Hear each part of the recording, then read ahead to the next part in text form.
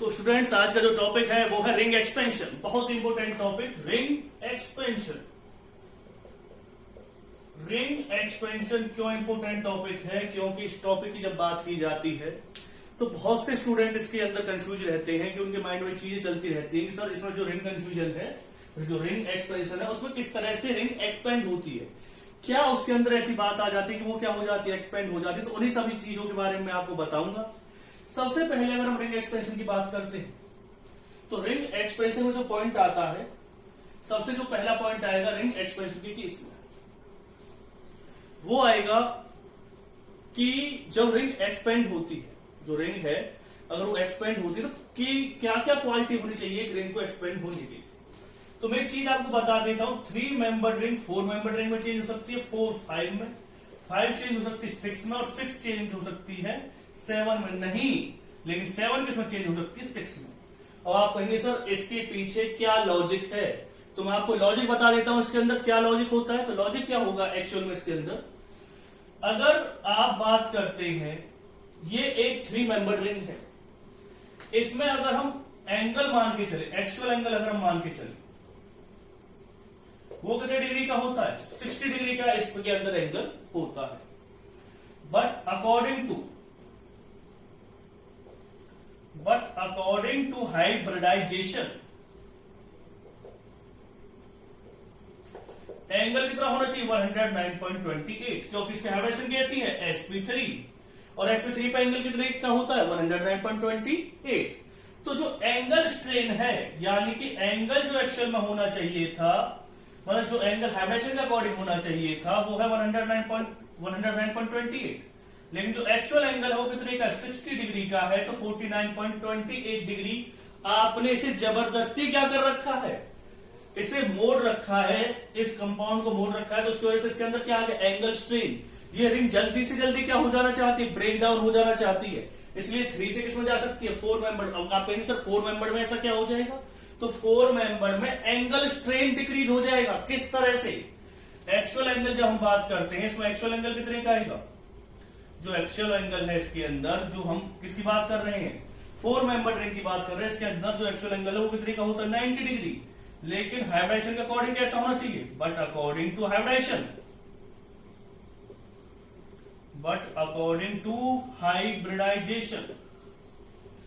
Angle कितने degree का होना चाहिए 109.28।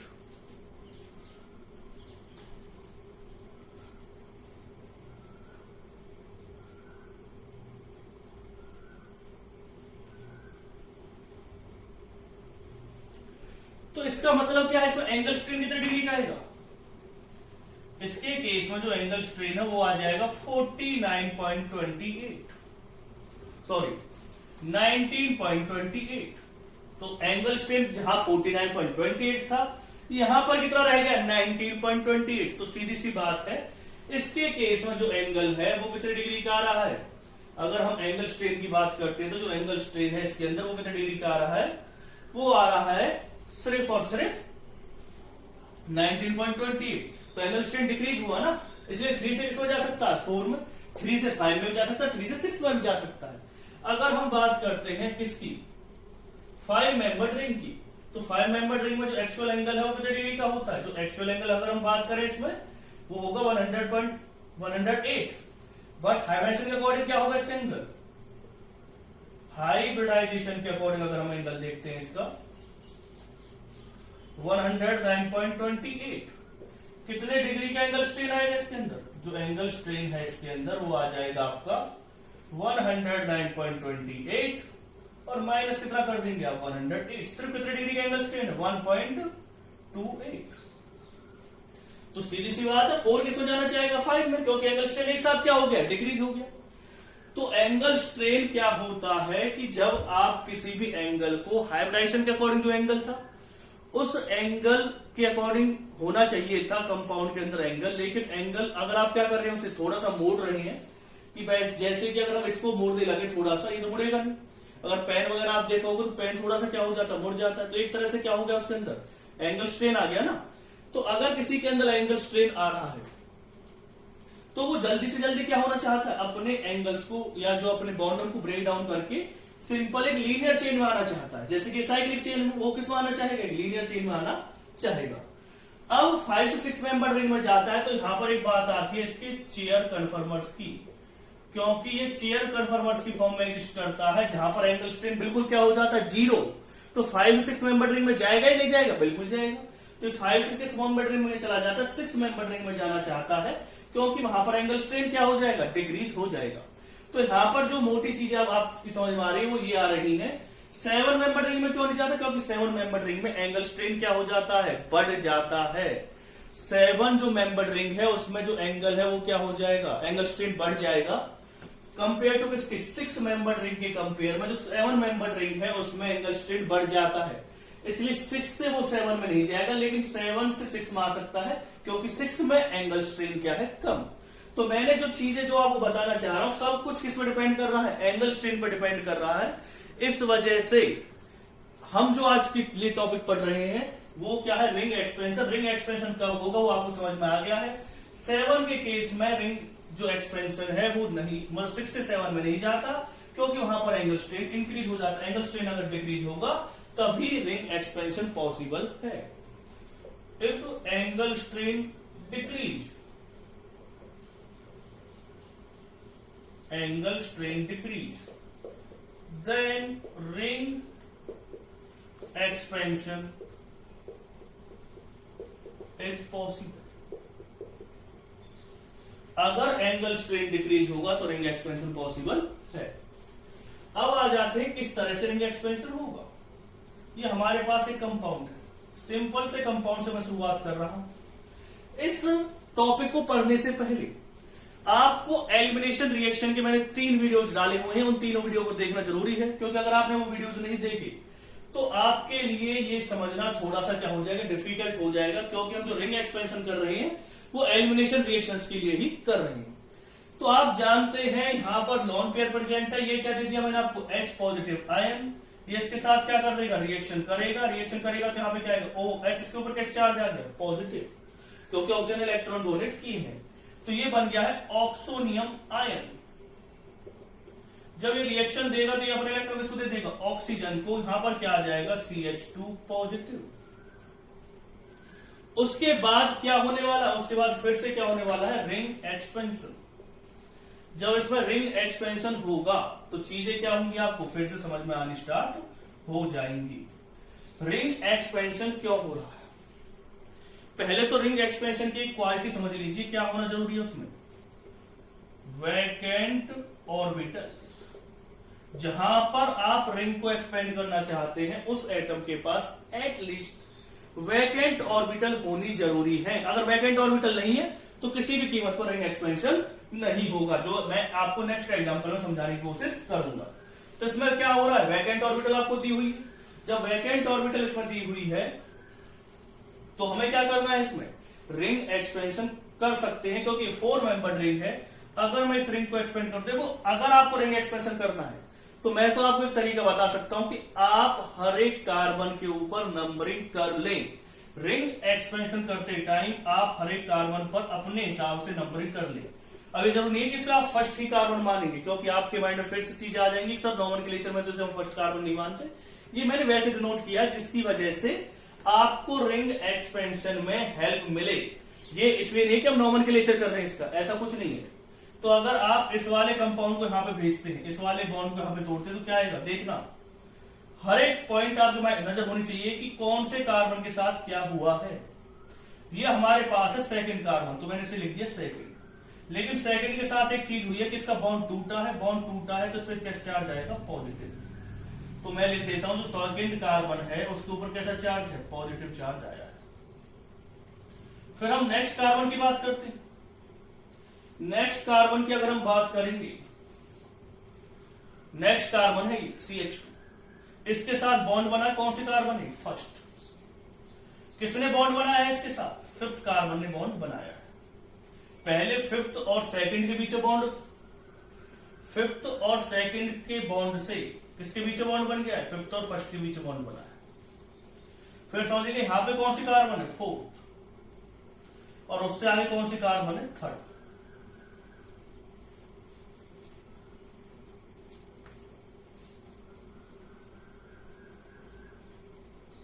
ये कौन सी कार्बन है? थर्ड। अगर आप नंबरिंग कर देंगे तो आपको आसानी होगी चीजों को समझने में कि कौन सी कार्बन कौन सी आपने ली।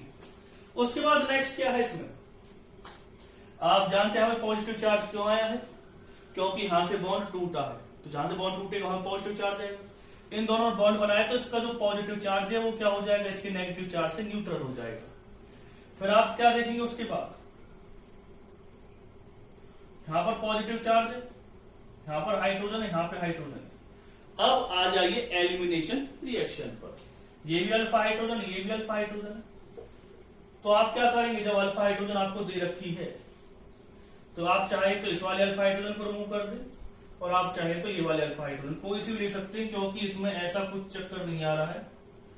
मैं दोनों ही केस आपको लेकर के बता दूंगा। अगर आप इसे लेंगे कंपाउंड तो यहां भी क्या बनेगा, ये कंपाउंड बनेगा।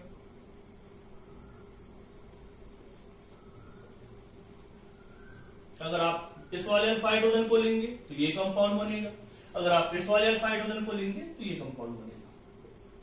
दोनों ही सेम कंपाउंड है, और जब दोनों ही सेम कंपाउंड है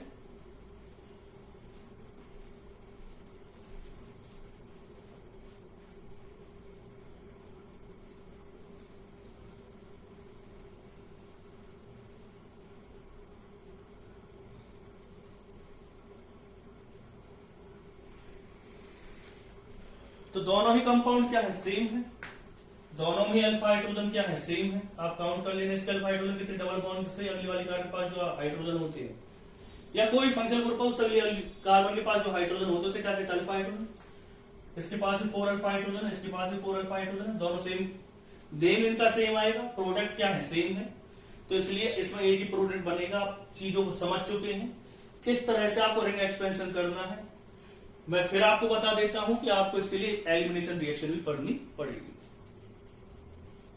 मैं बहुत सारे एग्जांपल आपके सामने लेके आ रहा हूं जिससे कि आपको चीजें बेटर से बेटर ढंग से मैं समझा सकूं, जिससे आपके माइंड में किसी भी तरह का कोई कंफ्यूजन ना आए। अगर कंफ्यूजन है तो आप मेरे पास कमेंट सेक्शन में कमेंट करके बता सकते हैं सर हमें यहाँ पॉइंट पर क्या है कंफ्यूजन आ रहा है।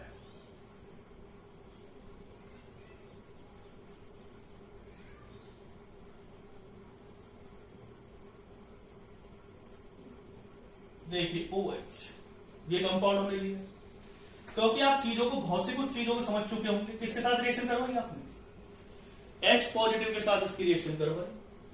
जब H पॉजिटिव के साथ आप इसकी रिएक्शन करवाएंगे तो यहां पे क्या आ जाएगा, पॉजिटिव चार्ज। पॉजिटिव चार्ज इस पे आएगा। अब आप मुझसे एक क्वेश्चन कर सकते हैं सर कि सर चलो इसमें रिंग एक्सपेंशन हो गया, इसमें पॉजिटिव चार्ज आ गया, हमें कैसे पता चलेगा, सॉरी इसमें पॉजिटिव चार्ज है, हमें कैसे पता चलेगा कि इसमें रिंग एक्सपेंशन हो सकता है। देखो रिंग एक्सपेंशन के लिए क्या जरूरी है कि जहां पर आप रिंग को एक्सपेंड कर रहे हैं उस कार्बन एटम के पास वैकेंट ऑर्बिटल होनी चाहिए। अब आप कहेंगे सर वैकेंट ऑर्बिटल कैसे पता चलेगा, तो उस कार्बन के ऊपर पॉजिटिव चार्ज हो जाए बस, तो ये पता लग गया कि भाई उसके पास वैकेंट ऑर्बिटल है। अब दूसरी बात ये होनी चाहिए कि रिंग इस तरह की होनी चाहिए कि वो एक्सपेंड हो सके। जैसे कि मैंने आपको ऊपर ही लिखवा रखा है 5 मेंबर रिंग 6 मेंबर में जा सकती है। तो आप देख रहे हैं कि अगर मैं इस बॉन्ड को तोड़ के यहां पे पहुंचा, तो इस वाले बॉन्ड को अगर मैं ब्रेक डाउन करता हूं और यहां पे ले जाता हूं तो एक 6 मेंबर रिंग मुझे कुछ दिखाई दे रही है। तो मैं इस पे नंबरिंग कर देता हूं, इसे मैं फर्स्ट कार्बन मान लेता हूं, इसे सेकंड मान लेता हूं, इसे थर्ड, इसे फोर्थ, इसे फिफ्थ और इसे सिक्स्थ। और आप समझना मैं यहां पे लिख रहा हूं सेकंड कार्बन।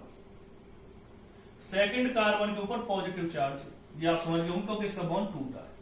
ये थर्ड कार्बन है, उससे आगे ये उससे आगे फोर्थ कार्बन है, इससे आगे फिफ्थ कार्बन है, उससे आगे होगी ये सिक्स्थ कार्बन। ठीक, अभी बस एक कार्बन रह रही है, कौन सी, फर्स्ट। तो ये कार्बन कौन सी मानेंगे हम, फर्स्ट। फर्स्ट के साथ 2 मिथाइल ग्रुप और लगे हुए। पता चल गया होगा आपको उसमें पॉजिटिव चार्ज क्यों आएगा। मैंने चीजें क्लियर करने की आपको कोशिश की है कि उसमें पॉजिटिव चार्ज किस वजह से आया है। अब देखिए, अब कुछ चीजें और होंगी इसमें। ये नहीं है कि रिंग एक्सपेंशन ही हमारा मकसद है, हमें ये भी देखना है कार्बोकैटायन की स्टेबिलिटी भी किस तरह से आप देखेंगे। देखो क्वेश्चन किसी तरह से कई तरह से आ सकते हैं। कितनी 1-2 शिफ्ट हुई है इसमें। 1-2 शिफ्ट का मतलब क्या होता है एक्चुअली, पहले मैं वो समझा देता हूं। 1-2 मतलब होता फर्स्ट एटम से नेक्स्ट एटम के पास कोई ग्रुप चला जाए, उसे कहते हैं 1-2 शिफ्टिंग। तो 1-2 शिफ्टिंग के लिए भी ये जरूरी होना चाहिए कि सब कुछ डिपेंड करेगा कार्बोकैटायन की स्टेबिलिटी के ऊपर। 1-2 shifting is possible only when, तो मैं एक चीज लिख देता हूं इसमें, 1-2 shifting possible when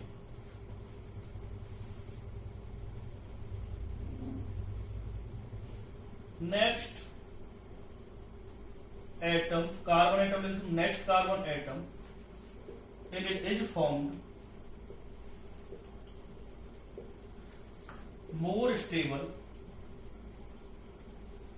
will form more stable carbocation. अगर वो मोर स्टेबल कार्बोकैटायन बनाता है तो 1-2 शिफ्टिंग पॉसिबल है। अगर नहीं बना पाता तो 1-2 शिफ्टिंग किसी भी कीमत पर पॉसिबल नहीं होगी। 1-2 shifting possible when next carbon atom will form more stable carbocation. अब आते हैं टॉपिक क्या कह रहा है हमसे। टॉपिक को अगर आप ध्यान से देखेंगे तो ये जो कार्बोकैटायन वो कौन सा कार्बोकैटायन है, सेकेंडरी कार्बोकैटायन।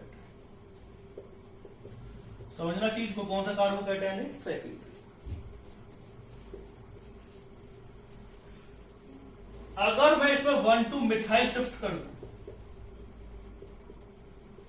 जानते ये वाला मिथाइल ग्रुप अगर यहां आ जाए, समझने की कोशिश करना चीज को। ये मिथाइल ग्रुप यहां पे आ गया, जब मिथाइल ग्रुप यहां पे जाएगा तो इन दोनों का बॉन्ड तो टूटा, ये वाला बॉन्ड तो टूटा, तो सीधी सी बात यहां पे कैसे चार्ज आएगा, पॉजिटिव। अब ये बन गया टर्सरी कार्बोकैटायन। और टर्सरी कार्बोकैटायन से ज्यादा क्या क्वार्टरनरी तो कार्बोकैटायन होता ही नहीं। जब क्वार्टरनरी कार्बोकैटायन नहीं होता तो इसमें क्या रिंग एक्सपेंशन पॉसिबल है, किसी कीमत में भी पॉसिबल नहीं होगा। तो यहां से क्या आएगा, जो हाइड्रोजन है ये अब यहां पर क्या हो जाएगा, एलिमिनेशन होगा, डबल। तो इस तरह से कंपाउंड इसके अंदर फॉर्म होंगे। जो कंपाउंड मैं आपको एक्चुअली बताने की कोशिश कर रहा हूं वो कंपाउंड इस तरह से बनेंगे। तो चीजों को आप समझिए किस तरह से कंपाउंड फॉर्म हो रहा है। 1-2 शिफ्ट पॉसिबल हो रही है, तो आपको मैंने बता दें 1-2 शिफ्ट किस तरह से होगी। चेयर कन्फर्मर्स बन रहे हैं, वो मैंने आपको बता दें चेयर कन्फर्मर्स किस तरह से बन रहे हैं। तो चीजों को आप समझिए।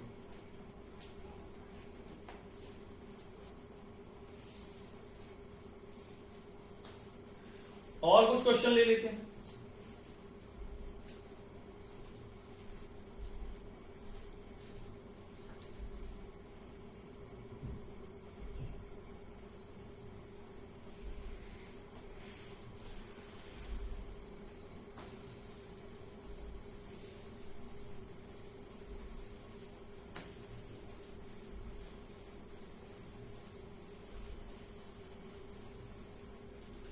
जो हम और क्वेश्चंस की बात करते हैं,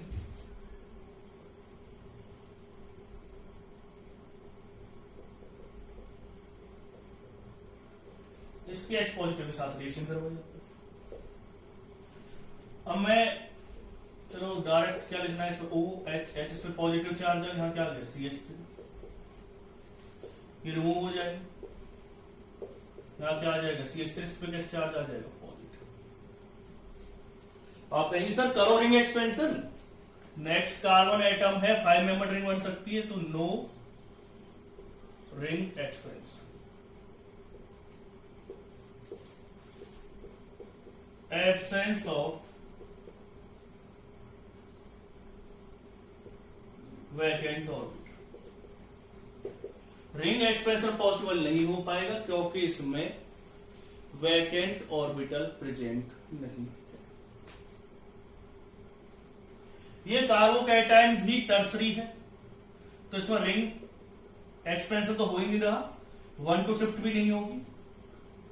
यहीं पर इसमें प्रोडक्ट बनेगा, इसमें 2 प्रोडक्ट बन सकते हैं, एक अल्फा हाइड्रोजन, एक अल्फा हाइड्रोजन और एक अल्फा हाइड्रोजन।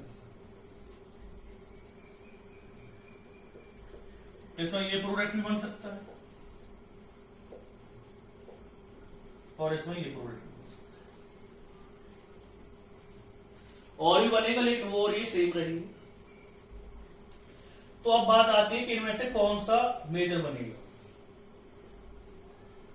ये मेजर बनेगा और ये माइनर बनेगा। और आप कहेंगे सर क्यों? अगर आपको मेजर और माइनर पता लगाना है तो अल्फा हाइड्रोजन देखिए, अगर अल्फा हाइड्रोजन जिसमें ज्यादा है वो ही मेजर होगा। इसमें कितने अल्फा हाइड्रोजन है? 3 और 2 5 और 2 7। इसमें कितने अल्फा हाइड्रोजन है? 2 और 2 4। तो सीधी सी बात है, कौन ज्यादा है? स्टेबल। ये ज्यादा स्टेबल तो ये मेजर प्रोडक्ट बनेगा।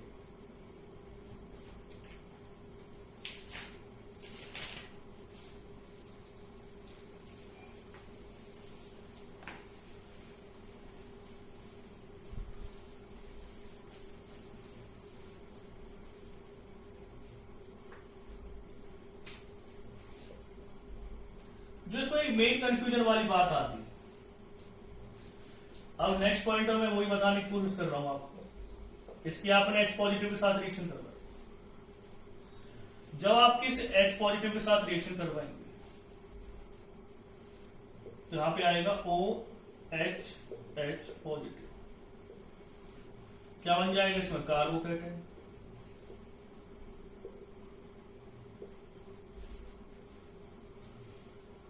देखो इसमें आप दो चीजों पे यहां पर एक क्वेश्चन में आपके माइंड में यहां पर एक कंफ्यूजन बनेगा। कंफ्यूजन क्या बनेगा इसके केस में? आप कहेंगे सर एक बात आप मुझे बताइए कि इस वाले केस में यहां पर भी ग्रुप दे रखा है, यहां पर भी, अगर मैं इसमें 1 2 शिफ्ट कर दूं, अगर मैं इसमें 1 2 शिफ्ट कर देता हूं, 1 2 हाइड्राइड शिफ्ट, अब हमें कैसे पता चले कहीं मिथाइल शिफ्ट हो रही, कहीं हाइड्राइड शिफ्ट हो रही है? सर क्या हो रहा है?